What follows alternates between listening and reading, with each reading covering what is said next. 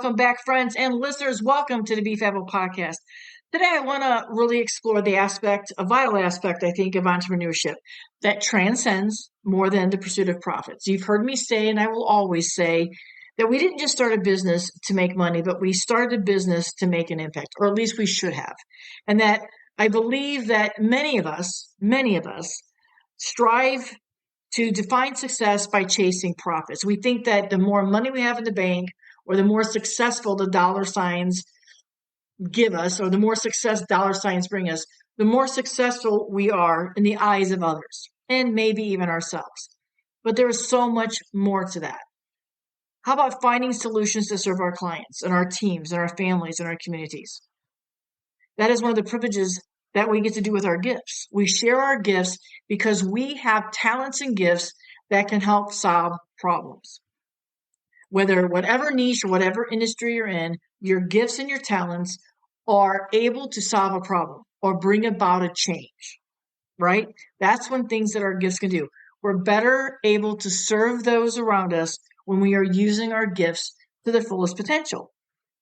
So whether you're just launching your entrepreneur journey, or maybe you're seeking to literally exit a business and start something new, maybe you're ready for a new season or a new chapter, adopting a mindset focused on meaningful solutions can dramatically transform how you operate and lead to profound success as you define it on your own timeline.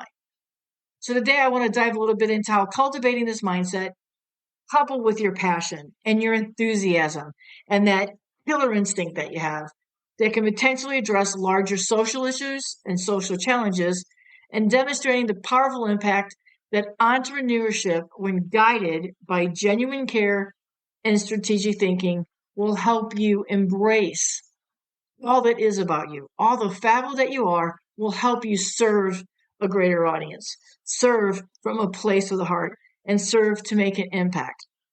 Regardless, again, of the niche that you're in, whatever space you are, wherever your feet are planted, I think that this episode will really help you dive a little bit deeper, because problem-solving mindset, just one of those mindsets that we need to have in our toolbox, my friends. All right, so let's dive in. Cultivating a problem-solving mindset. So we're going to explore what truly fuels entrepreneur success.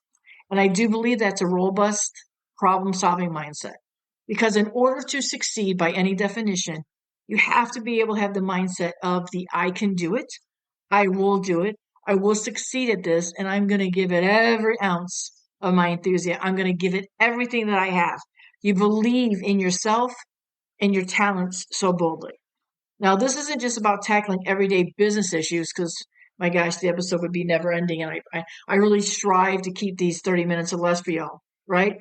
But let's just talk about innovating solutions that genuinely enrich the lives of our clients and empower our teams and ultimately uplift our communities. So we're going to talk and hone in just about problem-solving things from maybe our clients' lens. So in doing so, do we understand the problem-solving mindset? Do we know what it really is? Problem-solving mindset goes beyond conventional business strategies. It involves that deep commitment to understanding and resolving the fundamental challenges that are faced by your stakeholders. And lots of times, friends, your stakeholders are your clients. Remember, you can have a board of directors. You can have a company board. You can set up the whole system. Nothing is stopping you. Your board of directors might just be you, the person in the mirror, the person in the mirror to the left, to the right of you. It probably, and in most instances, is just you. But it might also be you surround yourself with like-minded individuals and you created a board to help hold you accountable. The mindset is crucial as it aligns business objectives with broader social impacts. Things that are not just economic value, but also the way that you are viewed on social media by your clients, the way that the industry views you, whatever industry you're in, on social media. And that is a social impact. Many times during, I know, COVID, friends of mine would say they're accidental activists, because in the wedding industry, many of us took on the role of, why can't we get the funding that everybody else is getting? Why can't we support our businesses? Why can't we keep our teams together? There has to be funding that the SBA and everybody else is dishing out to all these other industries. And the hospitality industry was getting the leftovers, if anything at all. So a lot of us became accidental activists. So when I say that we want to really explore and understand problem solving mindset, it is about the social impact that we can have.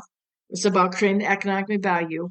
And it's about letting our clients know who we are, what we do, how we can best serve them, and sometimes where our stance is and where our codes are and where our values are. So the components of a problem solving mindset are essential, and they should include empathy, which is understanding the emotional and practical needs of others. Creativity is looking beyond what we know we can do and extending that. So if you are just really good at floral design, what's one level you can take that up? Go beyond just the floral design, and maybe it is taking floral designs and implementing it with the caterer.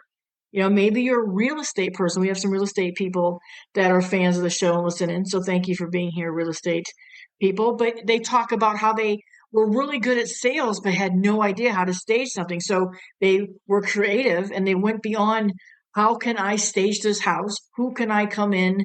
Who can I work with and collaborate with that will make this house beautiful in photos? And then I can bring in my sales tactics. And then you have to have resilience. Persisting in the face of setbacks and learning from failures. Again, a topic we talk about a lot on this podcast, and I share in some of my keynotes. Strategic thinking. Planning effectively to align solutions with long-term goals. And remember, as you grow and your business grows, so does your goals. And your dreams may go from something very simple to something more complex. How do you get from A to B? So you have to plan those out effectively, step by step. You all know that I'm about taking a risk, but taking small intentional risks that are going to lead to bigger results. Now, when you take those components of empathy, creativity, resilience, and strategic thinking, you will be able to really have a better and deeper understanding and craft meaningful solutions for your clients that will literally stand the test of time, that you might have to tweak here or there, but once you put these in place, friends, they should continue to work for you. Just as your clients should continue to work for you. They need to be the foundation upon which your business growth is built. Let your clients and your colleagues sing your praises so that you don't have to spend so much time on social media, so that you don't have to spend so much time. What I hear often in coaching clients that come to me, or when I'm speaking at conferences and they come up to me and say they're so tired of doing the same thing over and over that every time they go on social media and they figure out the newest reel or the newest story, something changes. And so they feel they're reinventing themselves. Let your clients and fellow colleagues in whatever industry you're in be the foundation. Let them be the bricks. Let them be your billboard. Let them be your megaphone. Let them be your biggest supporters so that you don't have to spend so much time doing the things that you don't like to do, like social media or investing in a social media manager. Put the money back into your business. Let them do the work for you. Let them do the talk for you. So now, how can we take this mindset and put it into action, right? How do you translate a problem-solving mindset into an actual business strategy? It begins with embedding the mindset into your company's culture, friends. You need to talk about it with yourself. You need to talk about it with your team. You need to talk about it anytime you get ready to collaborate with somebody. Encourage and let them know that this is a mindset from which your business is based, that this is the culture. Encouraging teams to think creatively and to think critically, and how it will best serve the customers and how that customer service can get better. So whether you're a solo entrepreneur or you're a leader of a team, or maybe you're a team leader for somebody else's and their name's on the door, how can you better put into action this mindset where you can implement problem solving and make it a better system, make it a better solution, make it a better growth for your business, from product development to customer service enhancements? Every aspect of your business will benefit from the foundational focus of solving the real problems and getting that mindset that this is a problem, this is a situation, but it's not that, oh my gosh, we're not going to be able to fix it. Oh my gosh, what if this problem arises? Oh my gosh, once again, we have another problem. We're going to change it to, if a problem arises, and it may, we have a solution.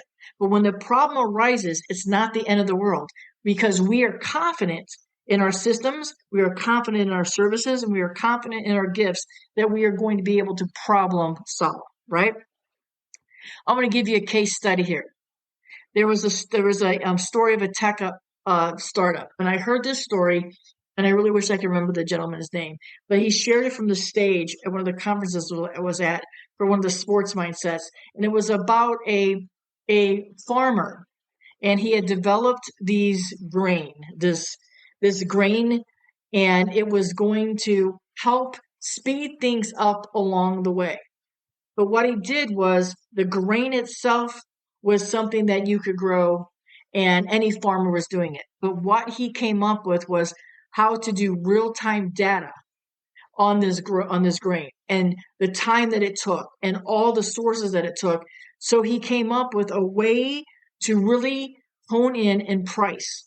And he developed a pricing structure that was going to be able to be implemented by farmers that built grain and grew grain across the country, right?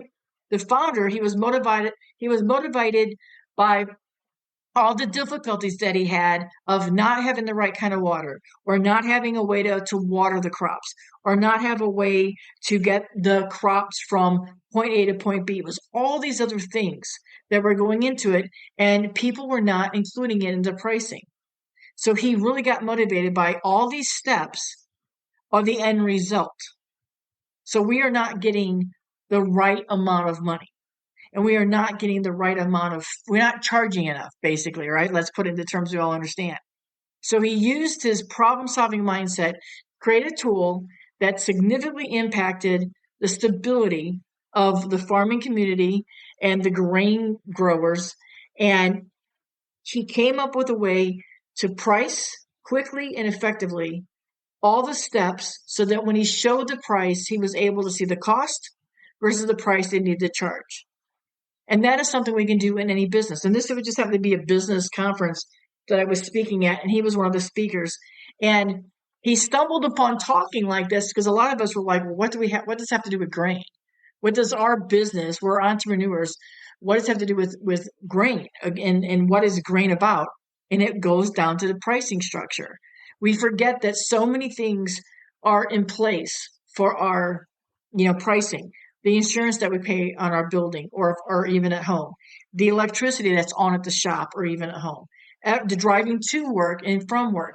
And if you work at home, you still have things that go into the price that you're charging. So he literally realized that the grain people, producers, were not charging enough. So he came up with a system, and it's a tool that they use now, and they implement all the steps, and they give them, this is how much it costs today based on all the variables, how much gas, how much propane costs that day, all those things. Now that's pretty broad. A farmer is a pretty broad example for what most of the listeners here are. But what if I put that into where you can reflect on Steve Jobs and his journey with Apple?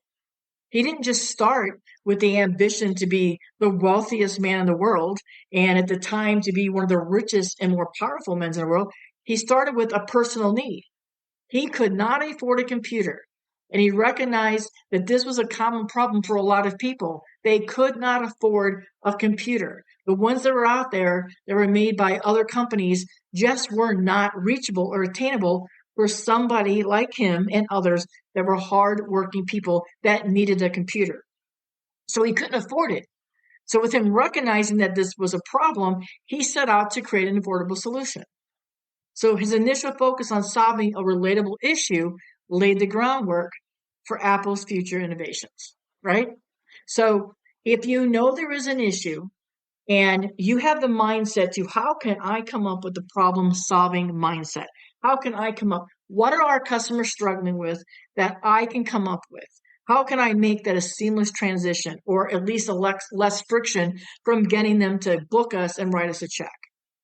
So let's talk a little bit about challenges and overcoming barriers. Many entrepreneurs fall into a common pitfall.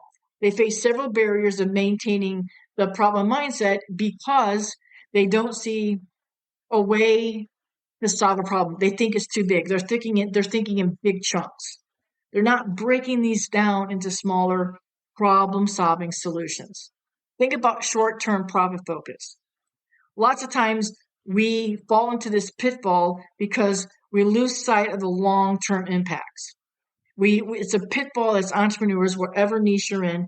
We simply go, okay, Here is the long-term impact if I make this decision now, right? If I do this now, will it immediately take pressure off of the situation financially, emotionally, mentally? What will it do to the long-term impact? So that short-term profit focus, we focus on how to fix this problem now, but what impact does it have in the future? We have to remember that that's a pitfall. What we do today will affect tomorrow. So we have to think a little bit broader, maybe dive a little bit deeper, but do it with confidence. And then also, the other pitfall we all have is the fear of failure. We are hesitant to take risk on things that can make change and make change for better for ourselves, for our families, and for our clients. We're afraid to take a risk because we feel we'll fail. And even if that is that short-term profit focus, you're afraid to take that risk because you're afraid that even if you take this risk, you'll take the short-term profit financial situation and you'll make it worse. You've got to take action. You have to take action, friends. If you just sit and do nothing, nothing will change. And then talk about change, the resistance to change. You struggle to adapt your business model to flow with your growth, either going backwards or going forwards. Something has to change. If you're just sitting still, friends, you're not going either direction. That won't make you profitable. That won't help you with your purpose, and that definitely won't bring you joy. And if you keep going backwards, you're just going to get frustrated. You're going to get overwhelmed. You're going to get burned out. And ultimately, you'll quit. That's a failure, right? And it's okay if you have to quit. It's okay if you have to start over, friends. It's reset, refresh, restart. But don't be afraid to change. Don't be afraid to take that risk. In our minds, we say, if I quit, we fail. And I say to that, if you quit, you're never going to win or succeed because you never gave it your effort. We have to be more resistant to change. We have to be less resistant to change, and we have to put into action changes that are going to affect our businesses personally and professionally. So how can you overcome some of these barriers? Cultivating that learning environment. Continuous education and experimentation. Keep learning. Keep digging. Keep finding ways to improve yourself. Keep finding ways that you can help yourself grow. Don't rely on a lot of other people. Rely on you taking the initiative to make the changes that you want to see. Implement these feedback loops. Gather information. Gather information from your clients once in a while and just simply say, and I don't mean a review. What I'm saying is, hey, thank you for working with us. Can you tell me some things that went right? Can you tell me some things that we need to improve on? And can you tell me some things that you just thought were a waste of your time as a client during the process? Be bold and be brave to ask these and be ready and because you have the right mindset, you're going to be able to take this criticism, right? Stay mission focused. Revisit regularly things that you can keep with your business mission. Keep the things and keep realigning your core business missions and your values. Check in that they're in check. Check in that the clients you're attracting, the things you put on social media are really aligning with your mission and your core values. And that when you have these right type of clients that support your core mission and your core values and where you are in the stand and the message you want to have, it will help build your foundation even more, friends, because the right clients will be singing your praises. Adapting and nurturing a problem-solving mindset isn't just beneficial, but is essential for any entrepreneur aiming to achieve lasting impact. Understanding deep-rooted issues in your business will touch on being able to grow, being able to be innovative, and be able to address the changes that you need in your position as a crucial player in your own success. Remember, you have to be on the field playing if you want to score a goal. You have to be on the ice if you want to score a goal, right? You have to be on the court if you want to score a goal. You have to be taking the risk. You have to be actively present if you want your business to succeed. You can't put it into everybody else's hands and say, here's the playbook, right? You can only coach so much from the sidelines if you don't have the actual experience of actually playing the game. You have to be in the game in order to go for and win. This will make you a crucial player, friends, in your success, personally and professionally. I encourage you to evaluate your current approaches and consider how integrating a deeper level of problem solving in your strategies will help you elevate your contributions, and how you look on social media, the impact you want to have on social media, and just how your clients see you. Let's talk a little bit about identifying, understanding customer pain points. Let's shift the focus to the practical. The critical task of identifying and understanding customer pain points. This is where your problems on the mindset will meet the road, and you begin to apply it into real-world scenarios that will directly impact your business and your growth. This is where you're going to find your relevance. This is where you're going to find being resilient and being able to make changes is going to come into play. You have to be aware. Awareness in your business is more than just knowing your product or your service, but it's deeply understanding the challenges and needs of your clients and those that you serve. Start by really becoming a keen observer of your own daily challenges. Is there something in your routine that drives you crazy, that slows you down? Is there something in your routine that you do at work to get the day started, the day open, and then maybe even the day that you close and wrap up? What's the task in the day? Are those frustrations for you? Are these things in your routine, are they change? Can you make changes in it? And are the things that you're doing in your routine affecting your business and your clients? Right? Do you have roadblocks up? Do you have too many things that the clients have to do in order to get a hold of you? Do you have to jump through a lot of hoops just to send you an email? Do they have to answer a lot of questions before they even get a hello, are you available? Right? Frustrations with tools and tech and communications are things that I hear all the time that are customer problems. Customers have issues with, I can't even get to ask a question, or I can never seem to get a hold of them, or I don't get something in return.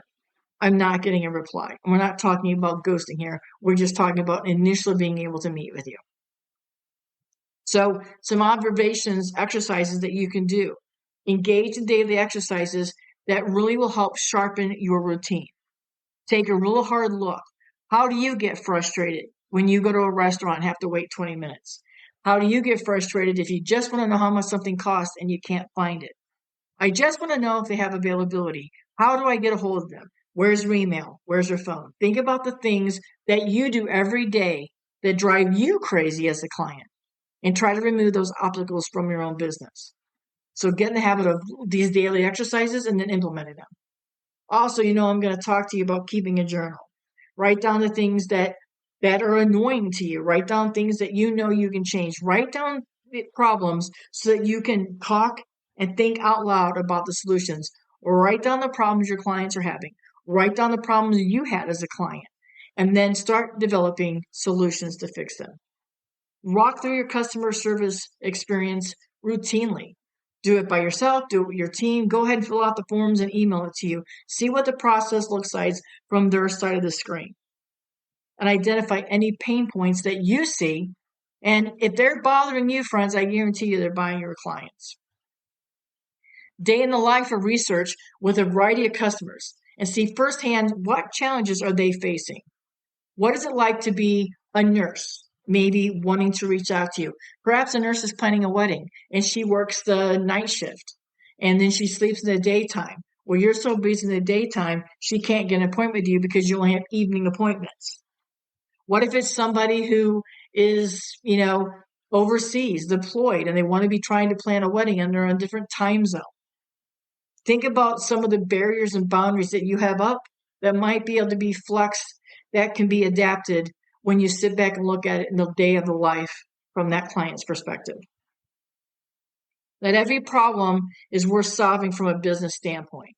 So you have to learn to validate the ones that need high priority. How often does this problem occur? How many times are clients saying to you, I filled out the form on your website, I never got an answer. And yet they called you on the phone and told you they filled out 5 of them. And the only way you knew about it is because they called you on the phone. Or you have an email and said, I filled out your form 4 times and I've never got a response. How often does that problem occur? How severe is a problem? And can a solution be scaled and fixed that might solve 2 or 3 other solutions that your clients are facing down the road? Use tools, focus groups, and direct customer feedback so that you can measure and take action and problem solve to get solutions to make it easier for clients to hire you and book you. One of the most effective ways is to interact with them daily and directly. This goes back to what I was asking. Put on social media. What's 3 things that drive you crazy about wedding planners, right? Go ahead and take that risk. What's 3 things do you wish wedding planners do differently? What's 3 changes you would like to see in venue tours? Something. Be bold and be brave and know that you might get kickback from it, but you're trying to do feedback, right? Every interaction that you have is an opportunity to ask questions and gather insight so that you can serve current clients and potential clients easier. Use digital tools for the feedback, right? Leverage some of these, this and that, or what would you do if that we see on social media. And even do that in some of your emails. Send a survey out to your current clients. Hey, I'm checking in. I know your wedding's 6 months away, or I know that we just sold you your house 5 months ago. I'm checking in to see along the process, was there anything that we could have done differently? Was there anything that could have made this less stressful for you or easier? Be prepared for the answers, my friends, but taking this hard criticism, and you'll be surprised that most people might say, everything was fine, thank you, but. And just be ready for that but. You're trying to grow your business. You're trying to listen. And why not listen to clients who have already purchased from you? Especially those clients that are already sending you 2 or 3 clients. That means they're happy. That's validating that they appreciate the work that you've done. But use those tools to help do that, and then analyze and the feedback from there. After gathering the data, just, when customers see their feedback is valued and acted upon, when customers see that you have implemented what you ask from them, they will sing your praises even more. If you send Susie an email inquiry, or you send her a text, or you say, hey, I just want to drop a questionnaire in the mail with a $5 Starbucks card or whatever, and she emails it back to you, and then she sees you made those changes, or some client that she referred to you says, oh my gosh, I love the way that they have Tuesday appointment evenings now. I wasn't able to get in.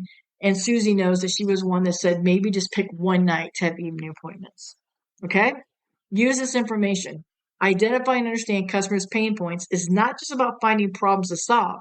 It's about connecting and understanding the people that you serve on a deeper level. All right, let's talk about transforming challenges into business growth. Building in our understanding of our customer pain points.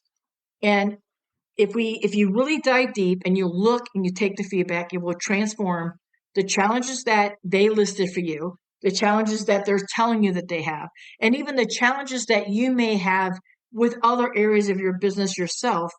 This is going to help you grow your business and get those opportunities for growth. So let's focus on creating some tailored solutions that not only solve problems, but will also enhance your business's value proposition. What is developing a target solution? What is developing a target solution? Customizing needs that will fit your client's needs, right?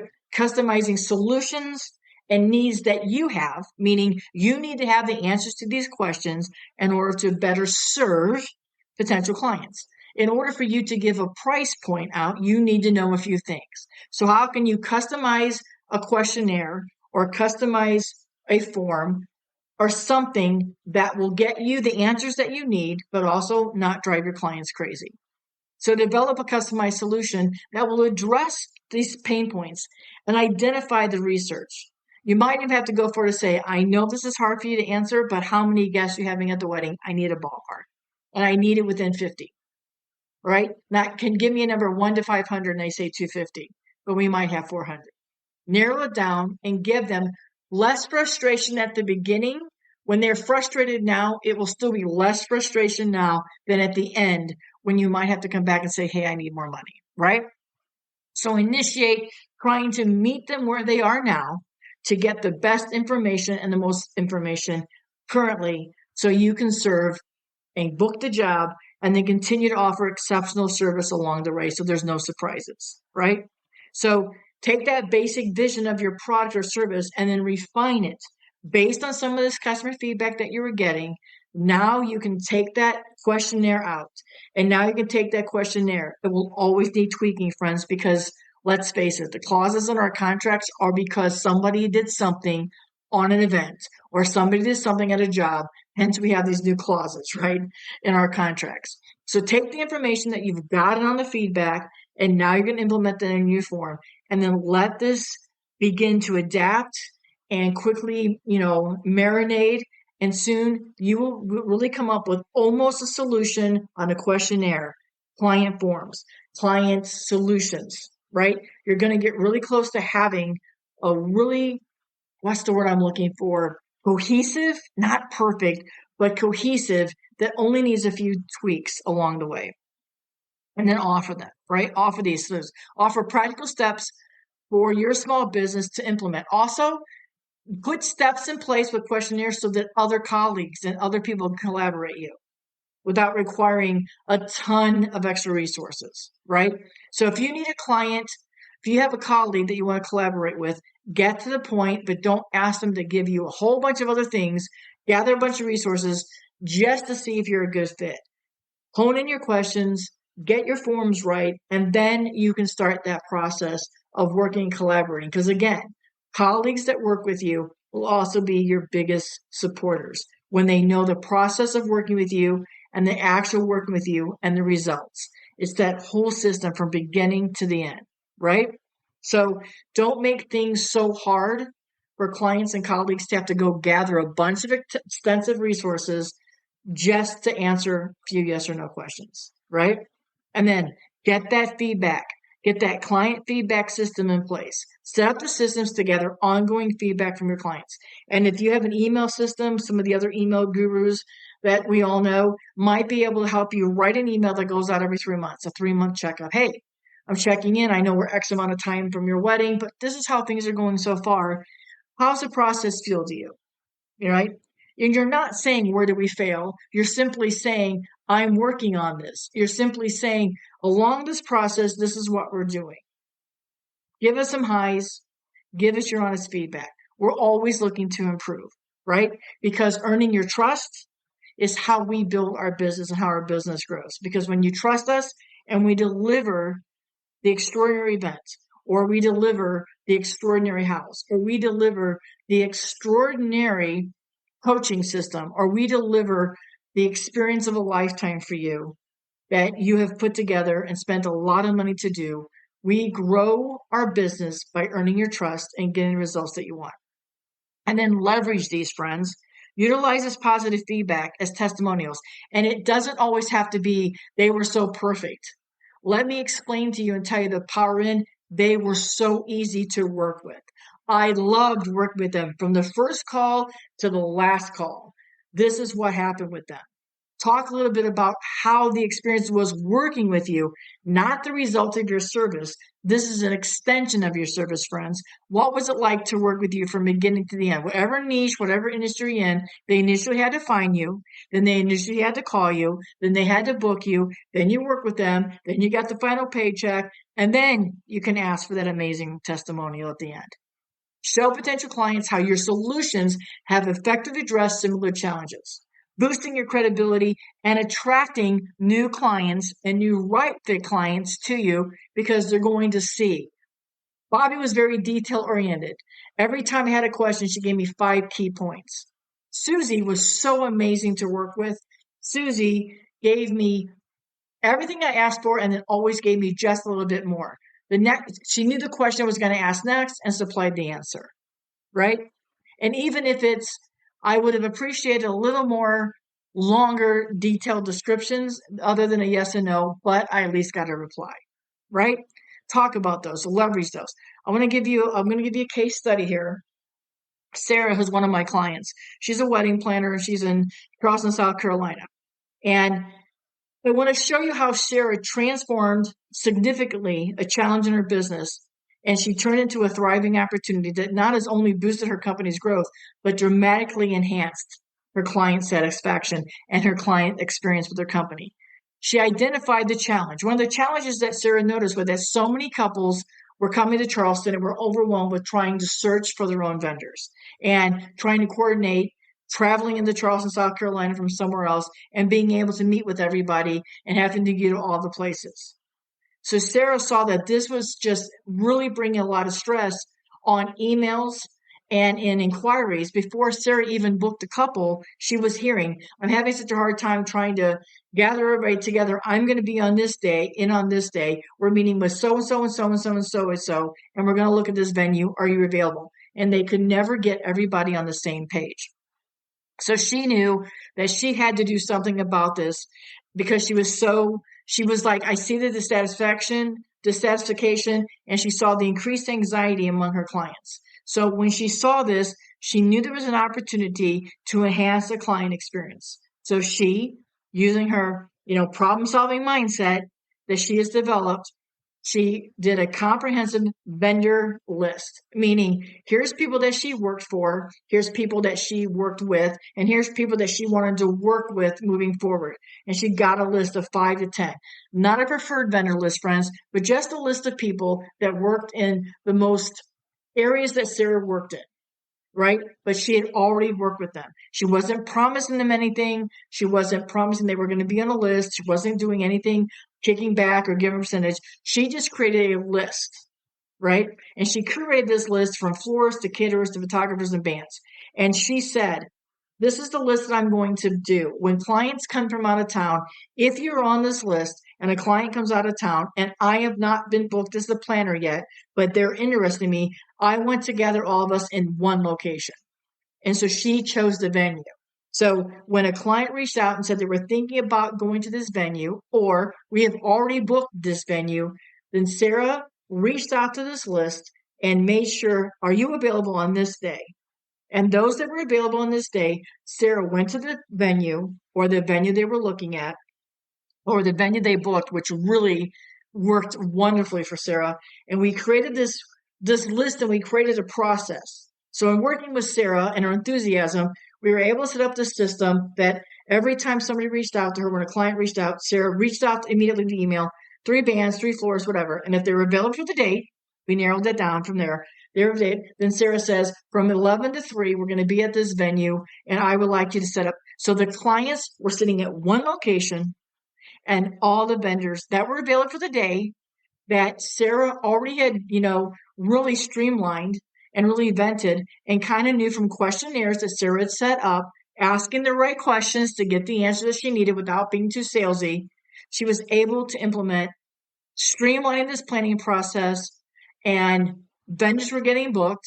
The right vendors were getting booked. It was a team effort. It was an enthusiasm. And the clients that came into Charleston were able to come into Charleston and knock a big chunk of their vendor list off. Now, they still came back to do tastings and they still came back to do a few things, but they no longer were spending their time traveling into Charleston, trying to meet different clients and settling for a vendor that they didn't have to settle for because Sarah was able to put all these people together. So when she introduced this new service as a pilot program, she offered to a select group of clients, some that she already had booked but did not have their vendors yet, and others, when they wrote in and said they were coming to Charleston and were looking for a wedding planner, she wrote out and said, this is something that I offer. I offer this service. I'm happy to do it for you. Knowing she wasn't booked yet, but knowing this would be high on the customer satisfaction list and take away a huge pain point for a client traveling in. So she said, I want to implement this and I want to get feedback from it. So the first 3 or 4 clients that reached out within weeks of us implementing this program, I think it was almost 10 days later that she had 2 people implementing this program. So once she had it all set up, she was able to put it in a program format, put it on a little form, and send it back. And she said, there won't be any additional charge for this service. I just am looking for some feedback to see if this pilot program will work. And she used this feedback and she made adjustments and she did the service met the client's needs. What she set up with a few tweaks. We just had a few tweaks we had to make, but she dove into this and she knew that this was something that could work. The positive response was overwhelming. Clients expressed the relief and the gratitude for the simplified and improved planning experience. And they said, we were able to book our flights to Charleston knowing we were going to meet people that were all familiar with this venue, all familiar with Charleston venues, and were all available for the date, because that was one of the biggest pain points. Clients would say they would call to set up an appointment, and by the time they were flying in, that client was already booked for something else. So think about thinking outside the box and what you can do and using your clients to build that feedback. The results in the business growth here, when she came up with this system, friends, it significantly increased her client satisfaction. The word of mouth spread, and Sarah has seen a 30% increase in her bookings this past year. by implementing this. Moreover, her relationship with the vendors and colleagues have strengthened, leading to exclusive deals. And she is now on some preferred vendor lists that she would have never been on, even thought to be on. And others, the same. She did the same thing for the rest of the colleagues. So now sometimes it's a team of them that are on certain venues' preferred vendor list because the venue saw how amazing the service was and how Sarah led it and how she curated such an amazing group of passionate, enthusiastic, colleagues. And it just really made the planning experience better for that venue's clients as well. And then she can pass this on to future clients, and future clients are falling in love with it. And the clients are writing this in the testimonials. The clients are writing these reviews. One of the best things about Sarah, working with Sarah, was we get Sarah, you hire Sarah, and she coordinates the whole team. And you get to meet certain vendors. She doesn't pick them for you, but she assembles a team together. So then when you make a trip to Charleston, you're able to book. And so clients are talking about this, right? It's a powerful example how listening to clients' needs. Sarah heard from every single person in a form. I'm frustrated when I have to spend all my time coming to Charleston and I cannot seem to find vendors. I'm spending so many times traveling to Charleston and I'm not getting my wedding planning done. So she knew, and she had a creative solving problem, right? She used her mindset. She used her positive mindset. She used her cultivating mindset. She learned her eagerness and her passion, and she used her mindset knowing that she could solve a problem. And it has led to business growth and enhanced reputation. Her proactive approach is resolved a key pain point, but has also positioned her as a leader in personalized wedding planning services. The takeaway here is, friends, observing and responding to client challenges with innovative solutions. For entrepreneurs and business leaders, Sarah's experience underscores the value of adaptability and customer-centric business practices, fostering growth and building that loyal customer base. As we wrap up today, friends, I know I kept you a little bit longer today. I know I had a couple stutters today too. Thank you for your grace. But as I conclude in this episode, and as we draw to an end, I want you to reflect on the transformative power of developing problem-solving mindset. Throughout your decisions, explore how identifying a client pain point can transform your business into an opportunity for your clients to have an exceptional experience, for your clients to sing your praises, for your current clients to be your, megaphone. It is essential to sustain entrepreneur success and leadership by learning how to develop, crafting solutions with that problem-solving mindset, right? We talked a little bit about the importance of cultivating this deep understanding and the challenges that are faced by those we serve. And I hope you saw through Sarah's story in the wedding industry how addressing these challenges can directly lead to significant business growth and client satisfaction. It's just one way how, if you can intentionally listen and adapt to listening and see that you have holes that you can fill that make it better for your clients, that you have things that as you change and grow and adapt need to be changed in your business. Don't just set a form, friends, and forget it. Don't just shove a form on your website and never go back and look at it. You have to go in there and test it. You have to go in there and check it out. You have to constantly be looking at it so that you know what your clients are seeing. Impact listening intentionally, and then respond with innovative and tailored solutions. Remember that every challenge presents an opportunity for growth and innovation. Be thick, have thick skin. Listen to the feedback. Don't take it so personally, but take it as a growth opportunity. By adapting a mindset that views problems as stepping stones to greater achievements, you will transform your approach to business and leadership. This mindset is not just about solving what's in front of you, friends. It's about anticipating the needs and adapting to changes and continuously striving to provide value with your gifts and your talents. Here's your call to action. I encourage each of you to take a moment this week and identify a pain point with your business and community. Apply the principles that we discussed in this episode. Observe, engage, innovate, implement. Start small if you need to, but just start. Remember, thick skin. Ask those questions. Come up with the feedback. How are we doing so far? You've been with us for a couple months. These are the things that we have been working on for you. These are the things that we think are going well. Any tweaks, any ideas? Listen. And as you make progress, share the journey with me. Come on and send me a text or send me an email. You can go over and leave me a voicemail. You know that, right? You can go over and on the Be Fabbo Podcast webpage, There's a little thing on the right-hand corner, I believe, or in the middle. It says leave me a voicemail. Let me know what's working. Put in the chats on the bottom what's working. Share so we can cheer each other on. And don't forget to go to social media and say, this is what I learned on the Be Fabbo podcast today. Or thanks for listening, because I listened to Be Fabbo podcast. I was able to implement a few things. When you share me, when you share what I'm doing and you share my passion for helping you, it empowers me to keep doing that for others, right? When you have got value from me, if you have got value from me, my mindset tells me that you're growing and listening because you're all still here. Please let others know. Reach out on social media and share in the stories that you heard it here. And let's continue to inspire and support each other on our entrepreneurial paths, whatever they may be. As always, thank you for tuning in to Be Fabbo Podcast. Sharing space with you is a privilege and honor I do not take for granted. Remember, subscribe. Get on the email list so I can start getting things out to you. I promise I'm going to be better. I listen to the customer feedback. I listen to the listener feedback. I'm going to be better about letting you all know when a new episode drops and what's coming up. But do subscribe for more insights and stories that can help you not just build a business, but the legacy that I know you'll be proud of. So until next time, friends, keep crafting those solutions and driving transformations in your world, in your community, in your family, and in yourself. Remember, friends, you're doing what you love. It should bring you profit, purpose, and joy. I believe in you. Believe in yourself. Stay Fabbo, friends. Till next time.